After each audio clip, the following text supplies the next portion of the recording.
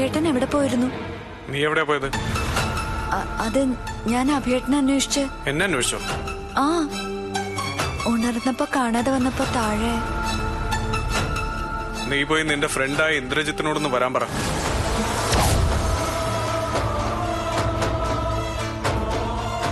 എന്തിനാ അഭിയേട്ടാ? കൂടുതൽ ചോദ്യമൊന്നും വേണ്ട, വരാൻ പറഞ്ഞാ വരണം.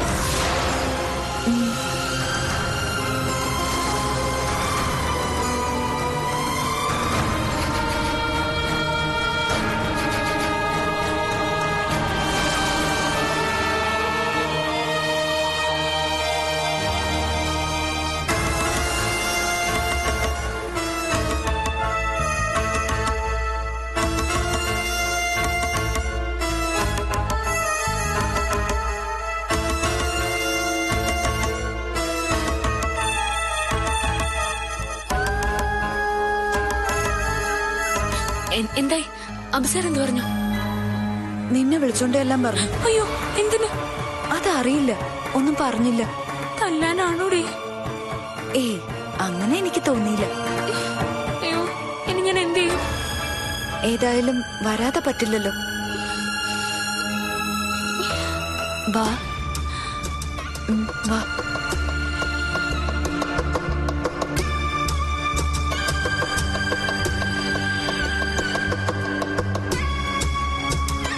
എടി, എനിക്കാകെ പേടിയാവുന്നു. പേടിച്ച കാര്യം നടക്കൂ. നീ ധൈര്യമായിട്ട് വാ.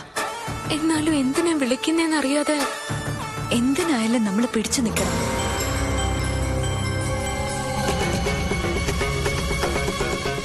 വേറെ വഴിയില്ല. നീ വാ വാ. പറഞ്ഞതൊന്നും അത്ര വ്യക്തമല്ലല്ലോ. പക്ഷെ രണ്ടിന്റെ മുഖം കണ്ടിട്ട് അത്ര പന്തിയില്ല. പൊക്കണം. ഇവരുടെ രഹസ്യം എന്തായാലും അത് പൊക്കണം.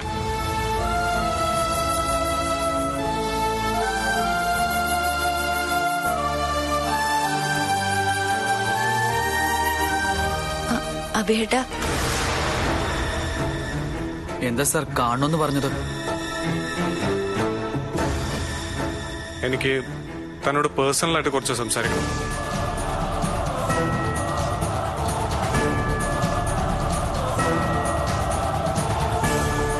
സംയുക്ത,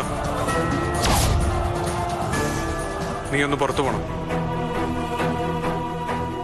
അല്ല, ഞാൻ പുറത്ത് പോണോന്ന് പറഞ്ഞാ പോണം.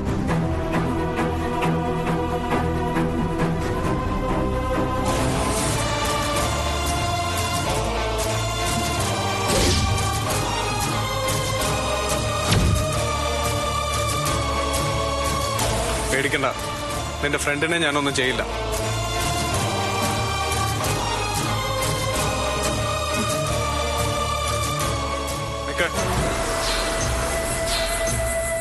പോകുമ്പോ ആ വാതില് പുറത്തുനിന്ന് അടച്ചിട്ട് പോണം.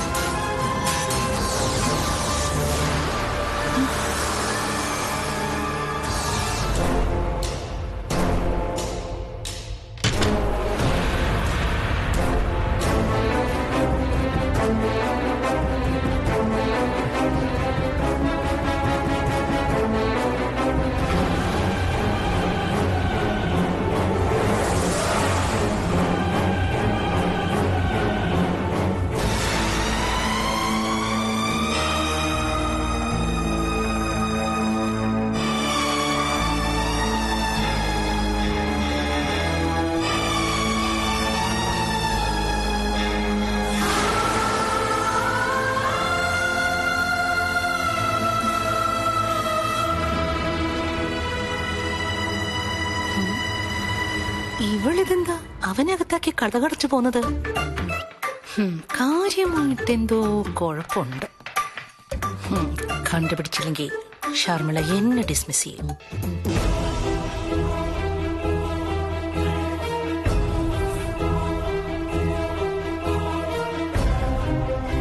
ഈശ്വര, അഭിയേട്ടൻ എന്താവോ അവളോട് ചോദിക്കാൻ പോകുന്ന? എന്നോട് ഇഷ്ടമാ, എന്നെ കല്യാണം കഴിക്കാൻ പോവാ എന്നൊക്കെ പറയുന്നത് കേട്ട് അഭിയേട്ടന്റെ സ്വസ്ഥത പോയി എന്നുള്ളത് ഉറപ്പാ.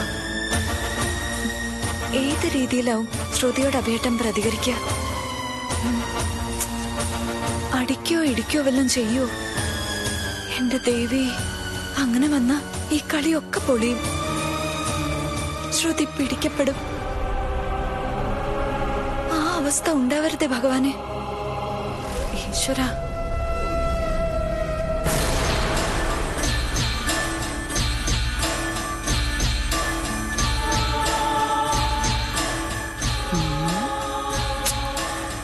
അകത്ത് നടക്കുന്നതൊന്നും അറിയാൻ പറ്റുന്നില്ലല്ലോ ഈശ്വര. എന്താ ഒരു വഴി? ജ്യോതിയും അവത്തികയും പരീക്ഷിച്ച് വിജയിച്ച വഴി തന്നെ. ഒളിഞ്ഞു നോട്ടം. ബാൽക്കണി ചെന്ന് ജനാല വഴി ഒളിഞ്ഞു നോക്കാം.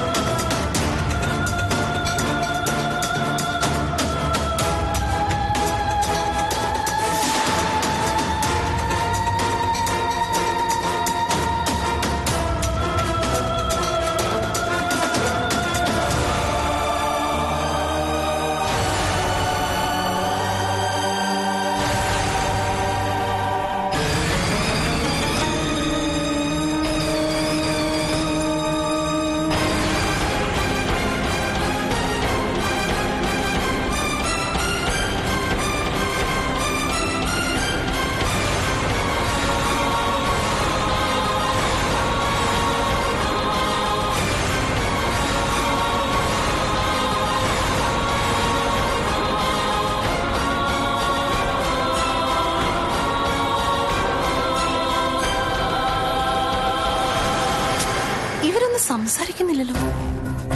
ഇനി അടിയെങ്ങനും കൊടുത്ത് കാണൂ? ഞാനെങ്ങനും കണ്ണു ചിമ്മിപ്പോ കാണാത്തതാണോ? ഏയ്, അതിന് സാധ്യതയില്ല. എന്റെ കണ്ണടഞ്ഞില്ലല്ലോ.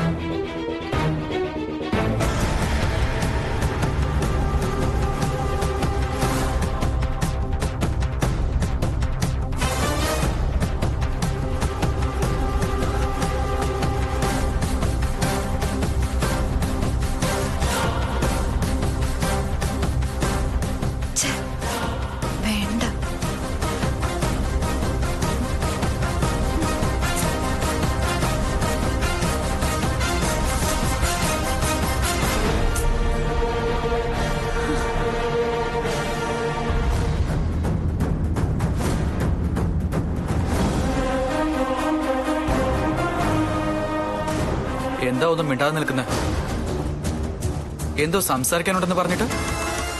സംസാരിക്കാനുണ്ട്, പക്ഷേ ഒരു സ്റ്റാർട്ടിംഗ് ട്രബിൾ. പിന്നെ സംയുക്തയെ താൻ സ്നേഹിക്കുന്നുണ്ടോ?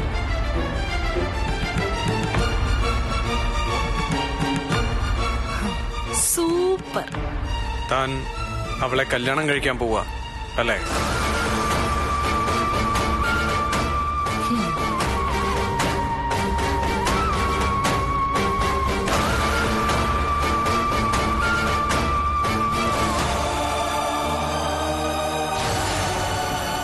അതെ. ഇന്നലെ രാത്രി അവളോട് താൻ സംസാരിക്കുന്നത് ഞാൻ കേട്ടു.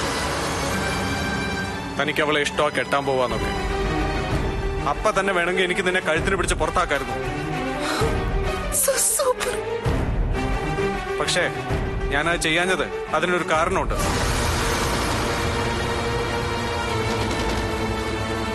ഞാനും സംയുക്തയും പിരിയാൻ പോവാ.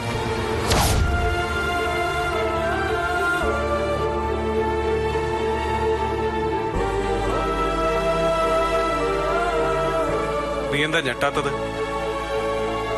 അപ്പോ ആ കഥയും നിനക്കറിയാലേ. ചുമ്മാതല്ല ഇത്രയും ധൈര്യമായിട്ട് നീ അവളെ പ്രപ്പോസ് ചെയ്തത്. നീ എന്താ ഒന്നും മിണ്ടാത്തെ? അവളെ എന്നെ കെട്ടിയത് മനസ്സോടെ അല്ല എന്നുള്ളത് സത്യമാണ്. ചേച്ചിക്ക് വേണ്ടി ഒരു ത്യാഗം. ഞാനും അവളും തമ്മിൽ ഒരു പൊരുത്തമില്ല, അതും സമ്മതിച്ചു. പിരിയാൻ തീരുമാനിച്ച അതുകൊണ്ടാ. പക്ഷേ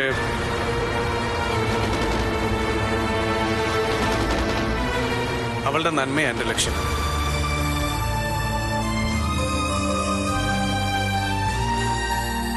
എന്റെ ഈശ്വര, ഇനി വെറും 6 മാസം കൂടെ ഞങ്ങൾ ഒരുമിച്ചോളൂ. പിന്നെ കോടതി നിയമപരമായി ഞങ്ങളെ വേർപിരിക്കും. അതിനുശേഷം അവളാരോ ഞാനാരോ. അവള് ജീവിച്ചാലെന്ത് മരിച്ചാലെന്ത്.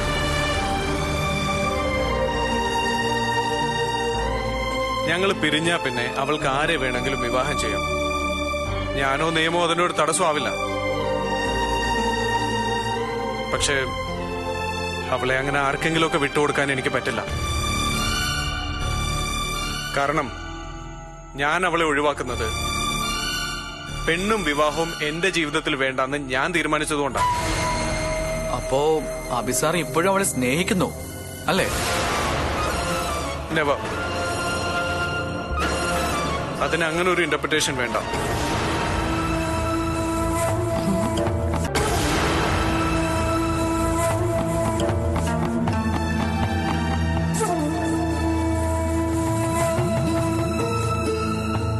അബദ്ധത്തിലാണെങ്കിലും ഞാൻ താലി കിട്ടിയ പെണ്ണ് 6-7 മാസം എന്നോടൊപ്പം ജീവിച്ചവൾ. അവളുടെ മേൽ എനിക്ക് കുറച്ച് ഉത്തരവാദിത്തങ്ങളുണ്ട്. അവളുടെ ഭാവിയും നന്മയും എനിക്ക് വളരെ പ്രധാനമാണ്. നീ അവളെ ഫോൺ ചെയ്യാൻ തുടങ്ങിയ ദിവസം മുതൽ ഞാൻ ശ്രദ്ധിക്കുന്നുണ്ട്.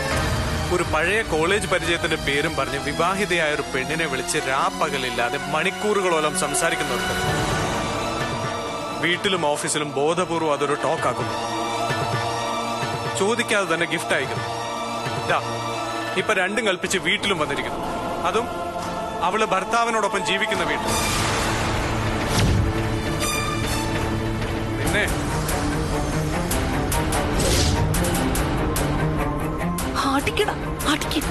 അടിച്ചമച്ച് താല പൊട്ടിക്കും.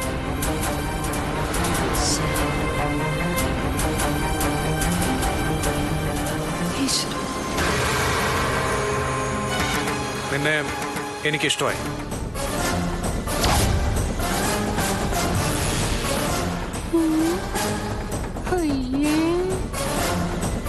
ഒരുപാട് ഇഷ്ടമായി. നിന്റെ ധൈര്യം, ആത്മാർത്ഥത, അവളോടുള്ള അടങ്ങാത്ത പ്രണയം ഒക്കെ എനിക്ക് ബോധിച്ചു.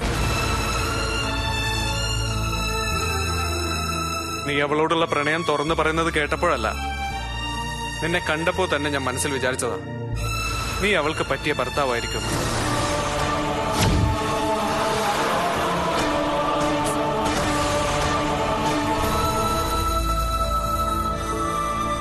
പിന്നെ പറയാഞ്ഞത് നിന്റെ മനസ്സിൽ എന്താണെന്നുള്ള സംശയം കൊണ്ടാണ്.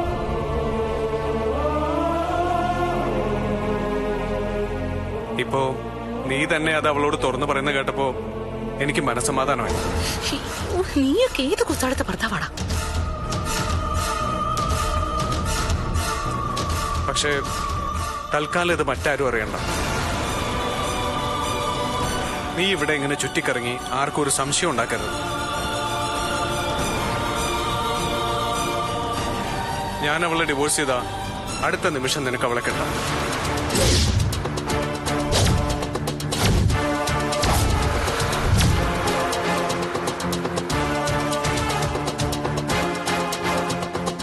ആർഭാടമായിട്ട് നിങ്ങളുടെ കല്യാണം ഞാൻ നടത്തി തരും.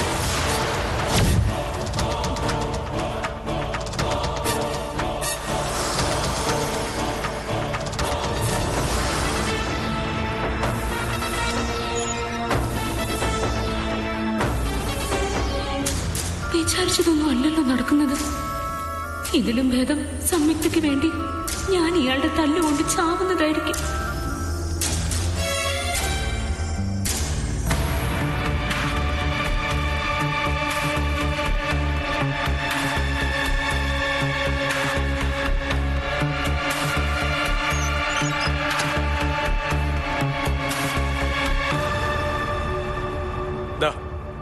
അവളുടെ പാസ്പോർട്ടാണ്.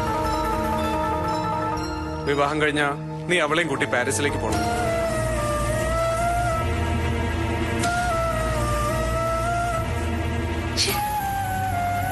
എന്താ, സമ്മതമല്ലേ?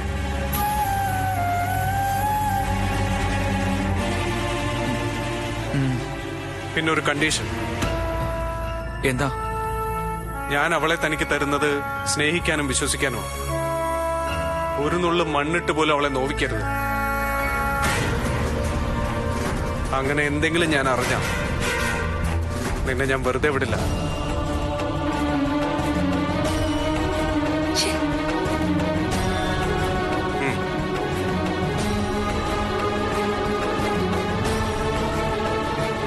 സാർ,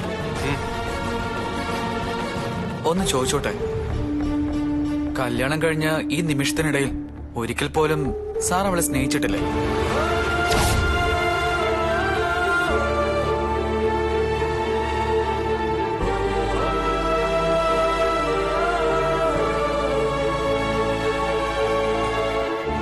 ഇല്ല.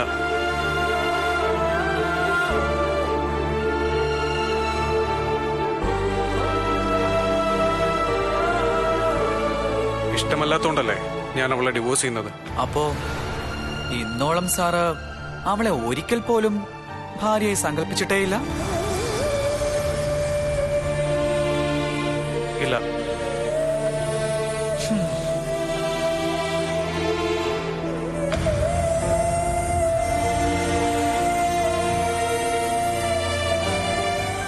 സാറ് കള്ളം പറയുന്നു. ഞാൻ കള്ളം പറയാറില്ല. പക്ഷേ ഇക്കാര്യത്തിൽ സാർ ആദ്യമായി അത് പറഞ്ഞു. നാവുകൊണ്ട് സാർ എന്തു പറഞ്ഞാലും സാറിന്റെ മനസ്സ് പറയുന്നത് എനിക്ക് കേൾക്കാം. സാർ അവളെ സ്നേഹിക്കുന്നില്ലെങ്കിൽ പിന്നെ ഇത്ര നേരം അവൾക്ക് വേണ്ടി സംസാരിച്ചെന്തിനാ? എവിടെങ്കിലും പോയി തോലേട്ടെന്ന് വിചാരിച്ച പോലായിരുന്നോ?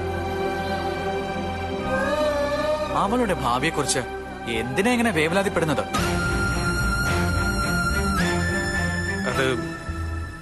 അതെന്റെ മര്യാദ, മാന്യത, പൊതുധർമ്മം. നല്ല അഴകുള്ള വാക്കുകൾ. പക്ഷേ ഈ പറഞ്ഞ വികാരങ്ങളൊക്കെ ഹൃദയത്തിൽ നിന്ന് വരണമെങ്കിൽ ഉള്ളിന്റെ ഉള്ളിൽ എവിടെയോ സാർ അവളെ സ്നേഹിക്കുന്നുണ്ട്. ഏയ്, ഒരിക്കലുമില്ല. എന്തിനാ സാർ ഉള്ളിൽ ഒന്ന് വച്ചുകൊണ്ട് നാവിൽ മറ്റൊന്ന് പറഞ്ഞ് സ്വയം വഞ്ചിക്കുന്നത്? നിങ്ങളുടെ മനസ്സിൽ അവളുണ്ട്.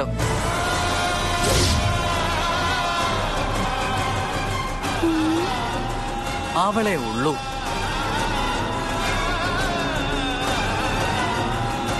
അപ്പോ ചുരുക്കത്തിൽ തനിക്ക് അവളെ വേണ്ട.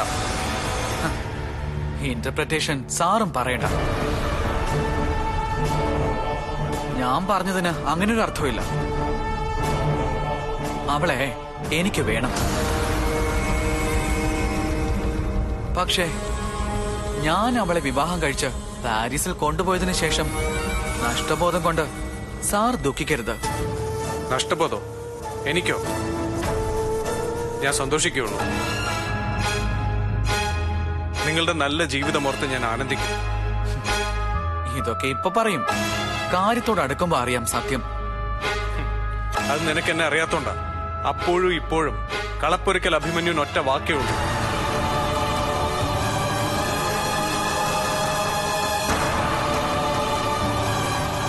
അവസാനമായിട്ട് ഞാനൊന്ന് ചോദിച്ചോട്ടെ, സാറിന് അവളെ ഇത്രയും വെറുപ്പാണെങ്കിൽ, ഒരു എറ്റ് പോലും സ്നേഹമില്ലെങ്കിൽ, പിന്നെ എന്തിനാ അന്ന് ആക്സിഡന്റ് പറ്റിയപ്പോ അത്രയും കെയർ ചെയ്തത്? പാർക്കിലെ ഗുണ്ടകൾ ശല്യം ചെയ്തപ്പോ സാർ അവൾക്ക് വേണ്ടി അടിയുണ്ടാക്കി. അതേ റൗഡികൾ വീണ്ടും എന്റെ കൺമുൻപിൽ വച്ച് കോർക്കാൻ വന്നപ്പോ സാർ എന്തിനാ അഭിമാനം പോലും മറന്ന് റോഡിൽ കിടന്ന് ഫൈറ്റ് ചെയ്തത്? എന്തിനാ അവളെ പാമ്പ് കടിച്ചപ്പോ ജീവൻ രക്ഷിക്കാൻ നെട്ടോട്ട് ഓടിയില്ലേ? അവൾ ഉറങ്ങാതിരിക്കാൻ സാർ ജീവിതത്തിൽ ആദ്യമായിട്ട് ഡാൻസ് പോലും ചെയ്തില്ലേ?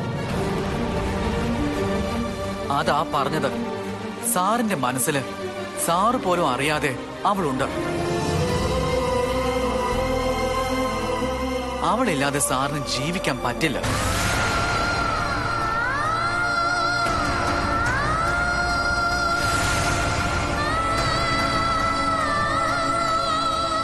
ഈ മനസ്സ് കാണാതെ, ഈ പൊള്ള വാക്കും കേട്ടുകൊണ്ട് ഞാൻ അവളെ നിങ്ങളിൽ നിന്നും തട്ടിക്കൊണ്ടുപോയാ അതൊരു മഹാപാപം സാർ.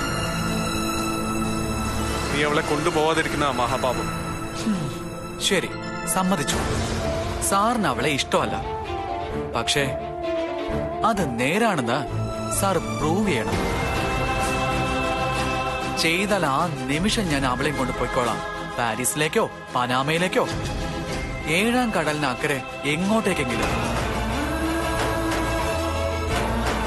പിന്നെ നിഴലായിട്ട് പോലും സ്വസ്ഥത കളയാൻ സാറിന്റെ കൺവെട്ടത്ത് അവള് വരില്ല.